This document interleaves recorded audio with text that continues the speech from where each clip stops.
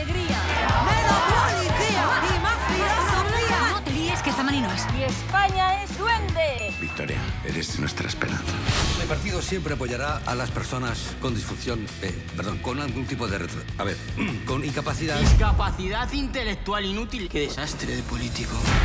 Cada año, los estudiantes, profesores y personal del Colegio Barton se van de vacaciones de invierno 2 semanas. Pero siempre hay algunos desafortunados que no tienen a dónde ir. Los que se quedan. Señor Hanna, Hola, Mary. ya veo que le toca hacer de niñera este año. ¿Cómo se las ha apañado? Sabéis que fue alumno aquí, ¿no? Sí, por eso sabe cómo infligirnos el máximo dolor. Creía que los nazis se escondían en Argentina. Silencio, Tali.